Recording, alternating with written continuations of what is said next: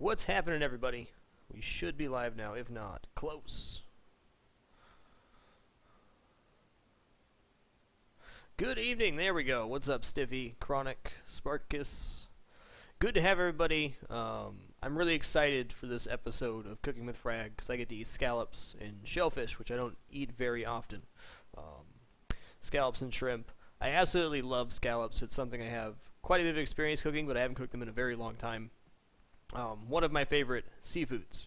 So we're cooking a really simple meal today of scallops, shrimp, wilted spinach with an orange butter sauce. We're covering deglazing pans, how to make a butter sauce, some seafood basics, and talking about searing as well. So let's just hop right in.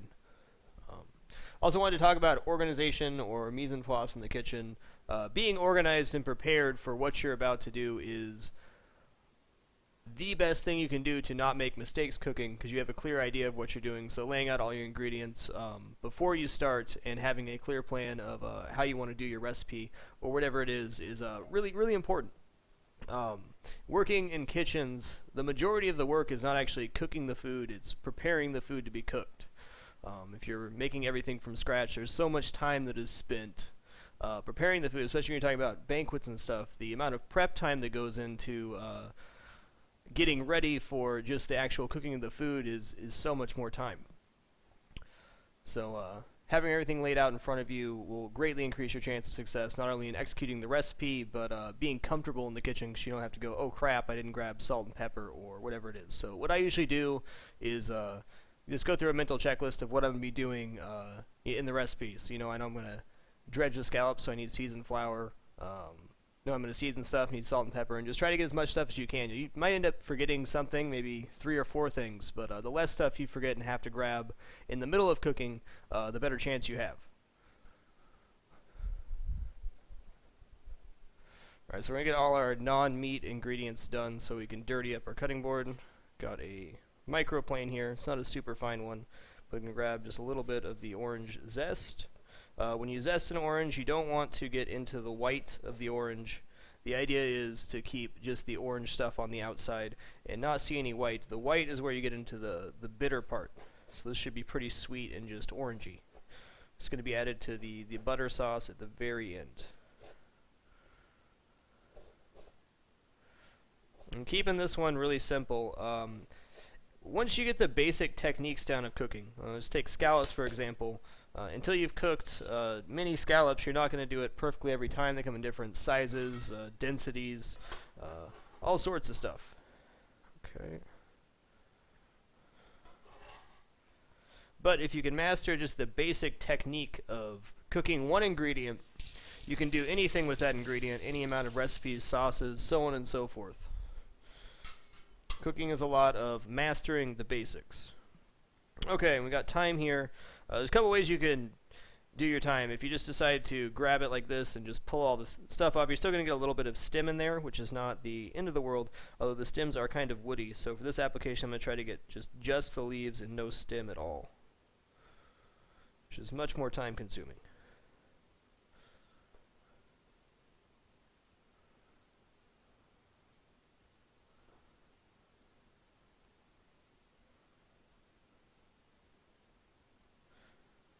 But thank you all for coming out to watch today. I'm trying to go a little more actual meals for this Cooking with Frag. The first section I just wanted to focus on some basics of cooking, because it's really important. Cooking is really intimidating. When you first get into cooking, it can be really overwhelming. There's just so many different ingredients and so many timings and different heats you're supposed to cook stuff on. And well, frankly, when you haven't cooked very much, it's very hard to know what that timing is. Like, when is the perfect time to pull the steak or that piece of chicken so it's still juicy or the temperature you want.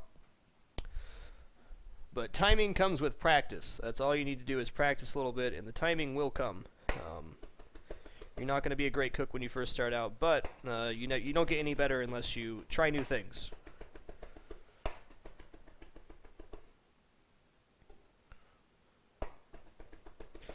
going to finely mince this up. This will also be added to the sauce at the end.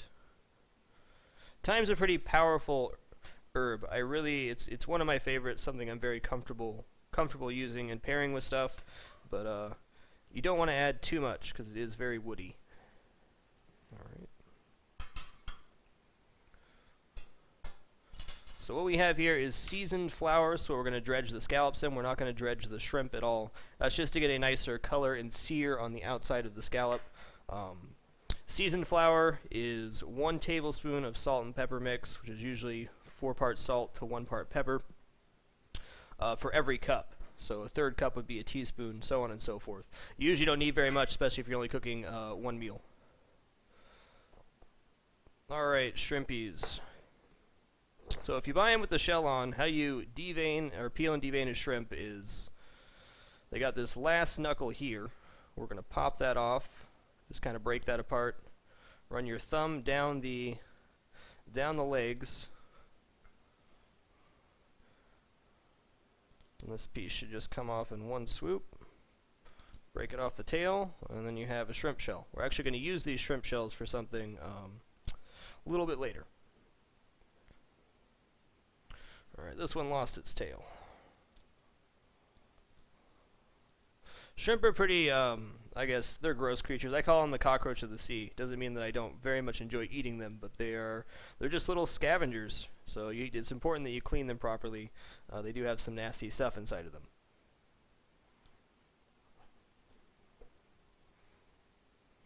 This one lost its tail too. Sad. Shrimp has a really small timing window for perfectly cooked. If you've ever had shrimp cooked just amazingly, it's really a really delicate kind of sweet flavor that it's so good. Alright, we're going to rinse these off. Alright, now for the deveining portion. So the shrimp's digestive tract runs down the back of their spine. You can actually see it in the inside of this one. It's like a black line. So you just make a very small cut down the back, all the way down to the base of the tail. The digestive tract can range from anything from perfectly clear, almost non-existent, to full of weird green stuff. Shrimp will literally eat anything and everything. So when I do this, I usually roll the shrimp into the knife. It's much easier to keep a consistent pressure on the knife. You don't want to actually cut into it if you can avoid it. Okay, so fill this up with water.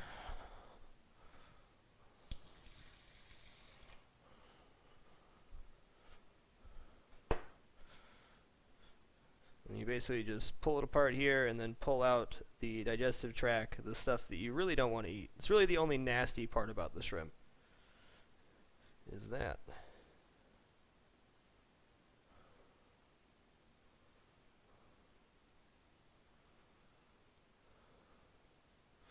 Go ahead and give it a little rinse too.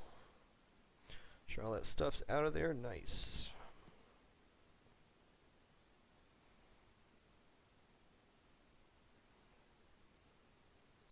Alright, that one's pretty clean.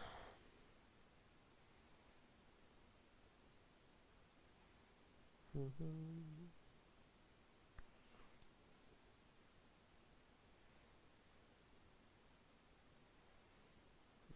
there you are. Alrighty, so shrimp are peeled and deveined. Done several thousands of those in my cooking career. Okay, scallops, they can have a little connector muscle, which is the muscle that opens and closes the shell. That one didn't have one. You just run your finger along the outside, it'll just be like a little bump, and be pretty obvious if there is one.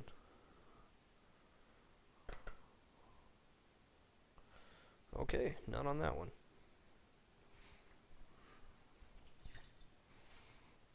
Our hands awash. Alright, so I'm going to cook the spinach in olive oil. I'm going to do the shrimp and scallops in vegetable oil. The reason for that is about 450 degrees olive oil turns rancid. It burns in the pan. While it won't smoke and catch on fire, it definitely gains a bitter flavor, which we really want to avoid for a butter sauce, which is going to be a pretty clean flavor.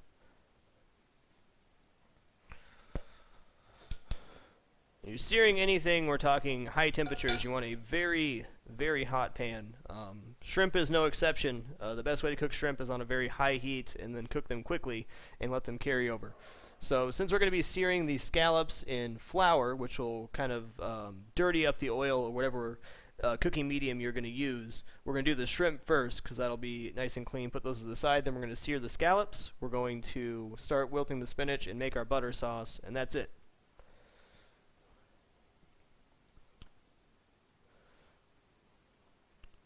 Welcome to Dapper.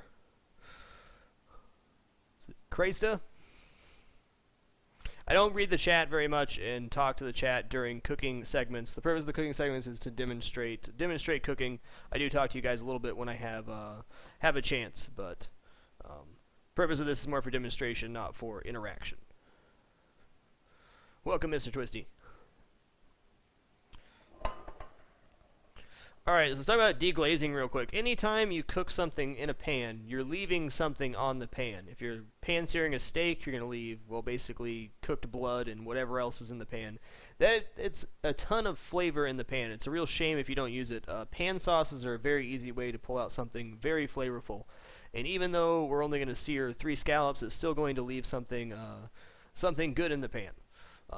So if you splash it with white wine or water or whatever it is and just shake it around, you're going to pull that flavor back out. It's really earthy and rich and amazing.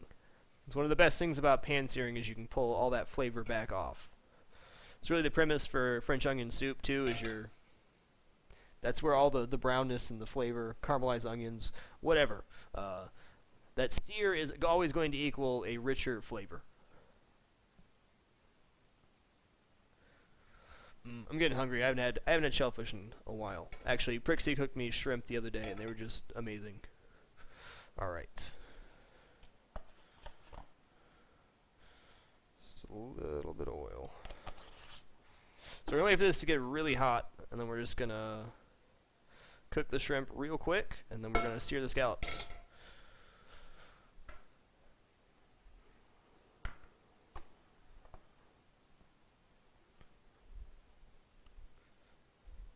New York strip is by far my favorite steak, McTwisty.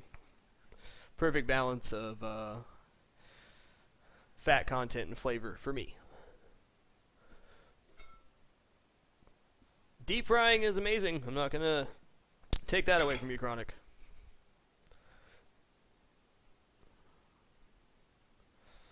Everything tastes better deep fried.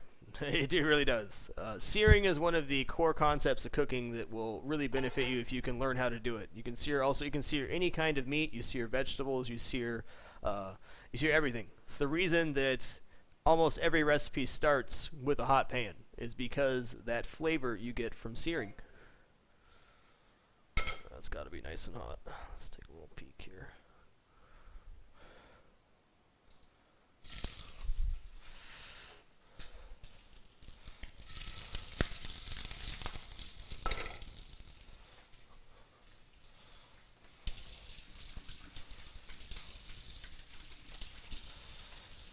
Wash my hands like 20 times tonight.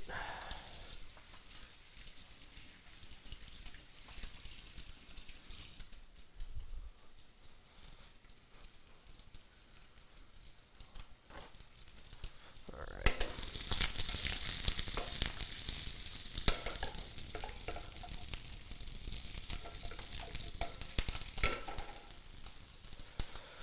So the shrimp is really delicate. What happens with this and most seafood is if you overcook it, it turns into rubber. So the idea is to get just a really minimal cook on it and let it carry over so it's nice and clean flavor. It also loses its flavor when you overcook it. Shrimp is very delicate and sweet. You will lose all of that if you end up overcooking it. Alright, while we're waiting those to finish off, they should be done shortly. They take very little time. Going to end up dredging these scallops. Just means dipping them in seasoned flour. So it'll give us a little more crust on the outside of the scallop. Make sure we pat it off real good.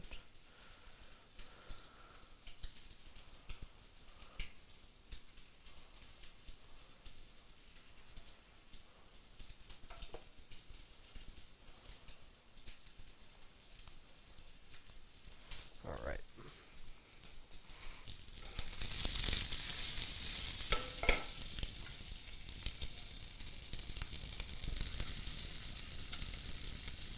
Oh, yes.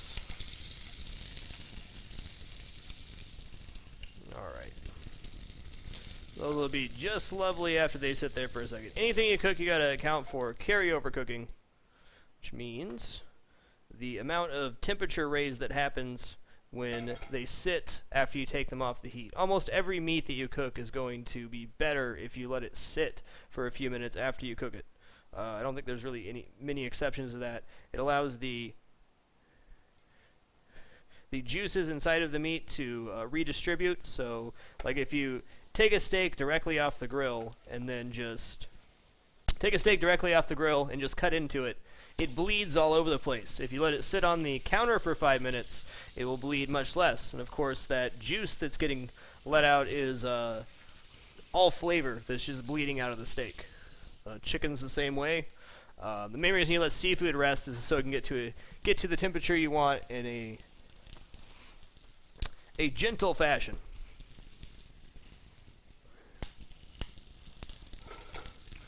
Give those a little shake. So the idea for scallops and really most fish that you're going to sear is to get it nice crust on the sides, so it's nice and has a little crispness when you go through it, and also enhances the flavor of the seafood. So nice high heat. See, I put them all on the edge here. Just rest those over the flame. Oh yes. Even a little bit of black is fine to me on a scallop. I don't mind that one bit.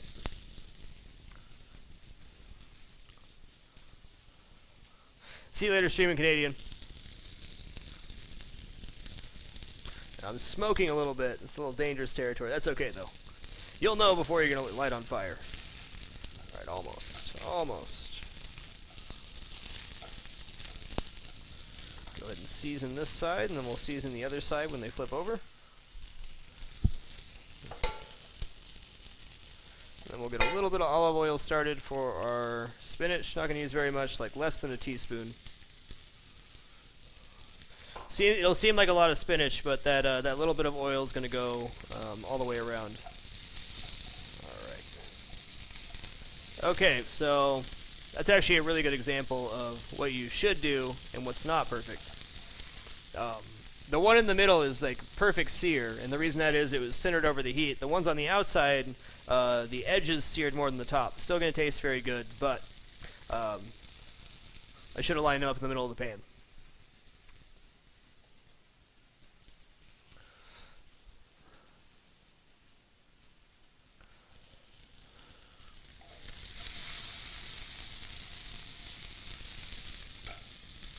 Okay. Almost there. That one's done.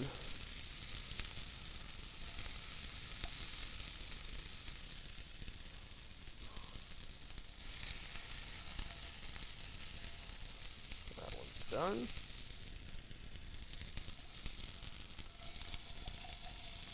Almost. Oh, yes. Beautiful. The better sear you get, the better flavor you're going to have. It does take practice. Like, for example, the difference between those two scallops is pretty great. So, would I do it differently next time? Sure would. Okay. I'm going to try to pour some of this oil out. Alright, so we got all this stuff cooked onto the pan. We're going to get all that off right now by adding just a little splash of wine.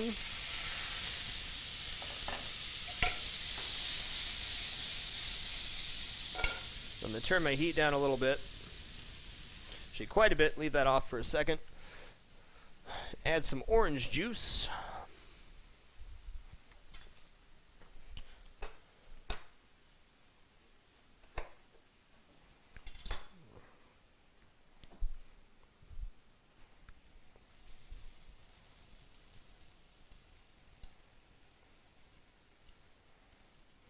I also need to cut my butter. That's one thing I forgot. Alright, so we got all this orange juice right here. I'm going to use the rest of that for something else later. So we're just going to let this simmer down, reduce until the pan is almost dry, and then we're going to start stirring in butter and the rest of the stuff that we want to have in the butter sauce. We're also going to add the spinach.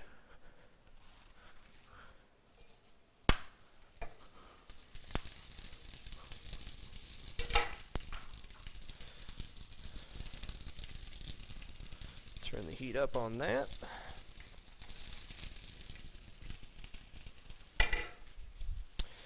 Alrighty. Forgot the butter. How could I? Okay.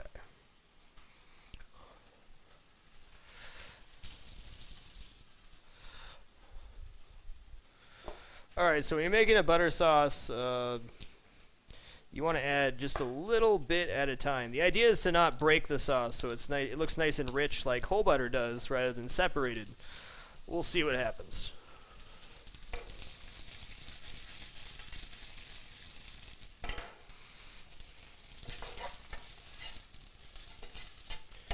I have not made a butter sauce in quite some time. Honestly, it tastes about the same if it breaks or not. There's no reason I shouldn't be able to nail it, but who knows? Who knows? Nice.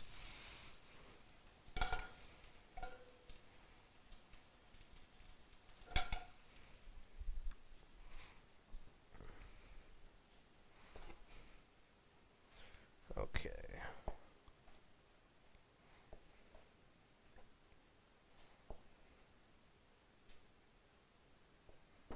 Oh no! The tragedy. Alright, we're going to turn this off now. I'm going to turn this off.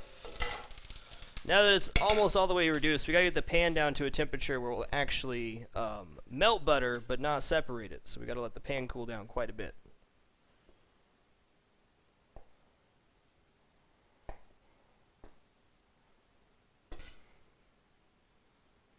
Go ahead and add our orange zest and thyme to the pan.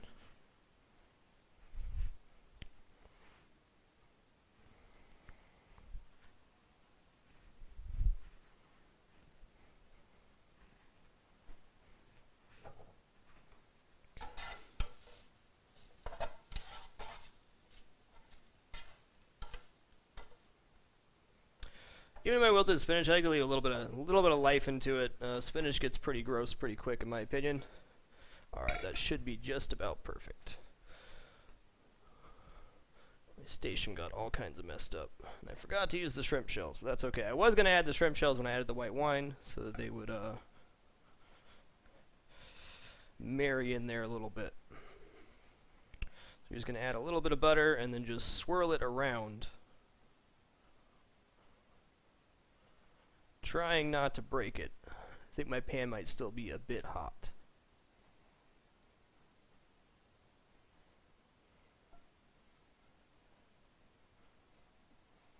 Not looking too bad.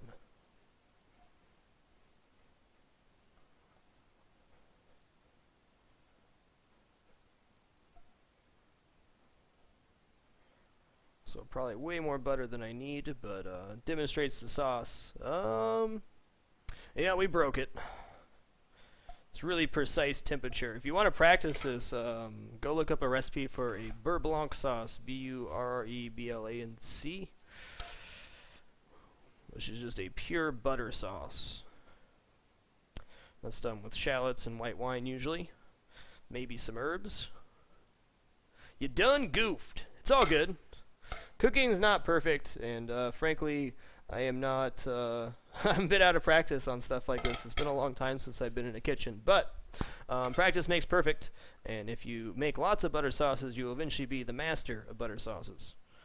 It takes a very long time to get really good at cooking anything. Much repetition. Alrighty. I'm just going to take the spinach. This is like the perfect portion size for me. It'd be a great dinner.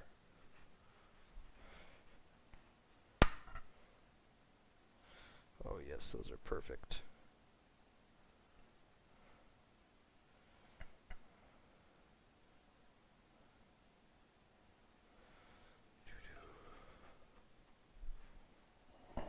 Yeah, way too much butter. That's okay. Just taste this real quick. Might need seasoning. I don't think so, though.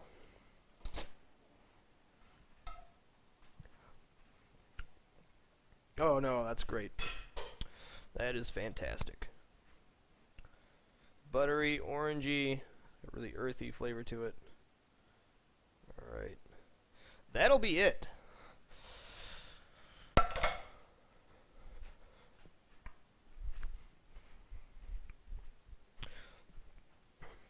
So you can see I got a way better sear on this scallop than I did the other two. Well, that's where all the practice comes in. Nice and easy. Nice horror. Yeah, we'll get some more people in here. But thank you everybody for joining. I'm going to run downstairs. I'm going to start up the cast. It's not my most beautiful plate I've ever done, but it's going to taste good. Thank you everybody for joining today. I had a really wonderful time. I hope you did as well. Be back for some gaming content in about 15 minutes. Going to run downstairs and start up the cast and go from there. Be back soon.